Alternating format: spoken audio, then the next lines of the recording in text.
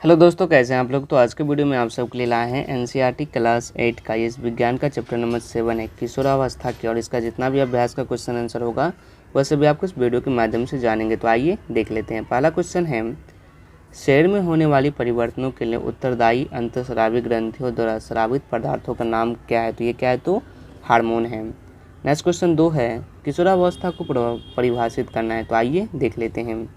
जीवन काल की वह अवधि जब शरीर में ऐसे परिवर्तन होते हैं जिसके परिणाम स्वरूप जनन परिपक्वता आती है, किशोरावस्था कहलाती है।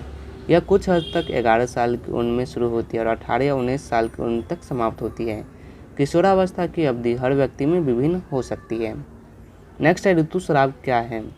तो ऋतुस्राव क्या होता है, नियमित मासिक आधार पर गर्भाशय की परत से निकलने की प्रक्रिया को मासिक धर्म कहा जाता है। गर्भाशय हर महीने एक निषेचित अंडा प्राप्त करने के लिए खुद को तैयार करता है, जिसमें गर्भाशय की अंदरूनी परत मोटी होती है। भ्रूण को पोषक देने के लिए रक्त की आपूर्ति होती है। यदि अंडा का निषेचन नहीं होता तो गर्भाशय की परत टूट जाती है और योनि के माध्यम से रक्त के रूप में बाहर निकल जाती है। पहला ऋतुस्राव यौनारंभ में आरंभ होता है, जिसे रजोधर्म कहता है। प्रारंभ में ऋतुस्राव अनियमित हो सकता है तथा इसके नियमित होने में कुछ समय लग सकता है। नेक्स्ट क्वेश्चन है, यौन आरंभ के समय होने वाले शारीरिक परिवर्तन की सूची बनाइए। तो यौवन के समय लड़कों और लड़कियों में निम्नलिखित शारीरिक परिवर्तन होता है। पहला, शरीर की ऊंचाई में अचानक वृद्धि होती है। दूसरा, लड़कों के कंधों चौड़े हो जाते हैं। तीसरा, लड़कियों में कमर के नीचे का छेद चौड़ा हो जाता है। चौथा, आवाज़ में अचानक बदलाव आता है। पाँचवा, पसीने की ग्रंथियाँ और वसामय ग्रंथियाँ का स्राव हो जाता है। छठा क्या है, तो छठा है, युवाओं के चेहरे पर मुहासे और दाने हो जाते हैं। सातवां, लड़कों में अंडकोश में शुक्राणु बनने लगते हैं और लड़कियों में अंडाशय बड़े हो जाते हैं और अंडे परिपक्व होने लगते हैं। आठवां, मस्तिष्क में सीखने की क्षमता अधिकतम हो जाती है। नौवां, लड़कों की मूछें और दाढ़ी बढ़ने लगती है और लड़कियों में स्तन विकसित होने लगता है। 10वां, प्रजनन प्रणाली विकसित हो जाती है। नेक्स्ट क्वेश्चन 10 है, दो कलम वाली एक सारणी बनाइए जिसमें अंतःस्रावी ग्रंथियाँ का नाम तथा उसके द्वारा स्रावित होने वाले हार्मोन का नाम दर्शाने गए हों। तो आइए देख लेते हैं। अंतःस्रावी ग्रंथि पीयूष ग्रंथि में वृद्धि हार्मोन होता है। थायराइड में थायरॉक्सिन हार्मोन होता है। एड्रिनल में एड्रिनल हार्मोन होता है। अग्नाशय में इंसुलिन हार्मोन होता है। वृक्कन पोरुस में टेस्टोस्टेरोन हार्मोन होता है।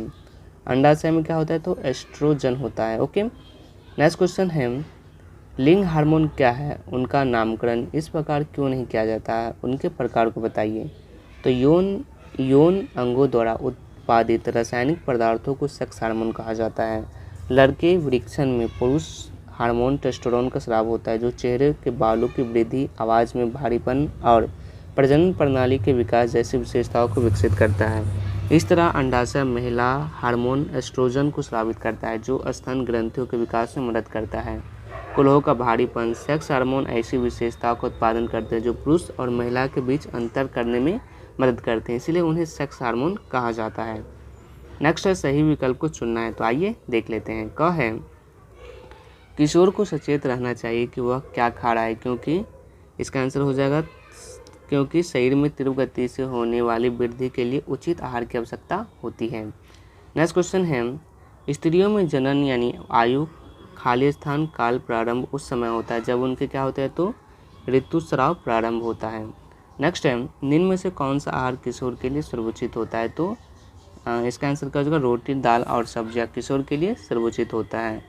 नेक्स्ट क्वेश्चन नंबर 11 है, निम्न पर आपको टिप्पी लिखना है। तो पहला क्या है, एंड्रोमन एपोल। दूसरा है गौण लैंगिक लक्षण। तीसरा है गर्भस्थ शिशु में लिंग निर्धारण। तो आइए इसका आंसर हम देख लेते हैं। तो एडम्स एप्पल, मानव पुरुषों में यौवन के समय स्वर यंत्र बड़ा हो जाता है और उसे गले के उभरे हुए हिस्से के रूप में देखा जा सकते हैं। यह उभरा को एडम एप्पल के नाम से जाना जाता है। लड़कों में सेक्स हार्मोन के प्रभाव में स्वर यंत्र प्रमुख हो जाता है। इसमें वोकल कॉर्ड मोटा और लंबा हो जाता है, जिससे आवाज़ भारी हो जाती है। दूसरी ओर महिलाओं में स्वर यंत्र छोटा होता है और मुश्किल से दिखलाई देता है, इसलिए लड़कियों की आवाज़ ऊंची होती है जबकि लड़कों की आवाज़ क्या होती है, तो गहरी होती है।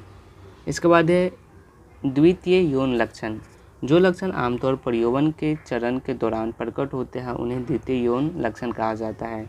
ये वे विशेषताएं जो पुरुष और महिलाओं के शरीर के दूसरे से अलग करने में मदद करती है। पुरुष में देखे जाने वाले लक्षण हैं आवाज़ को भारी होना, दाढ़ी का दिखना, छाती का चौड़ा होना, जननांग क्षेत्र में बालों का बढ़ना। महिलाओं में देखी जाने वाली विशेषताएं जैसे कि मानसिक धर्म की शुरुआत, स्तनों का बढ़ना, जननांगों के क्षेत्र में बालों का बढ़ना। ओके, नेक्स्ट है गर्भस्थ शिशु में लिंग निर्धारण। सभी मनुष्यों की कोशिकाओं में केंद्रक में 23 जोड़े गुणसूत्र पाए जाते हैं, जिसमें 2 गुणसूत्र होते हैं। लिंग सूत्र होता है जिन्हें कि एक्स और वाई कहा जाता है। स्त्री में 2 एक्स गुणसूत्र होते हैं, जबकि पुरुष में एक्स और वाई गुणसूत्र होते हैं।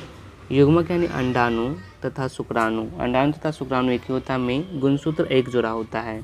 अनिषेचित अंडाणु में सदा एक एक्स गुणसूत्र होता है, परंतु शुक्राणु 2 प्रकार के होते हैं, जिसमें एक प्रकार में एक्स गुणसूत्र एवं दूसरे प्रकार में वाई गुणसूत्र होता है। जब एक्स गुणसूत्र वाला शुक्राणु अंडाणु को निषेचित करता है तो युग्मज में 2 XX गुणसूत्र होंगे तथा वह मादा शिशु में विकसित होता है। यदि अंडाणु को निषेचित करने वाले शुक्राणु में वाई गुणसूत्र है तो युग्मक नर शिशु में विकसित होगा। जन्म से पूर्व शिशु का लिंग निर्धारण उनके पिता के लिंग गुणसूत्रों के द्वारा किया जाता है। यह धारणा कि बच्चों के लिंग के लिए उनकी माँ उत्तरदायी होती है या पूर्णतः निर्धार है एवं अन्याय संगत होता है। ओके, नेक्स्ट क्वेश्चन है सदपहलीय सद बनाने के लिए संकेतों का उपयोग करना है। तो आइए देख लेते हैं।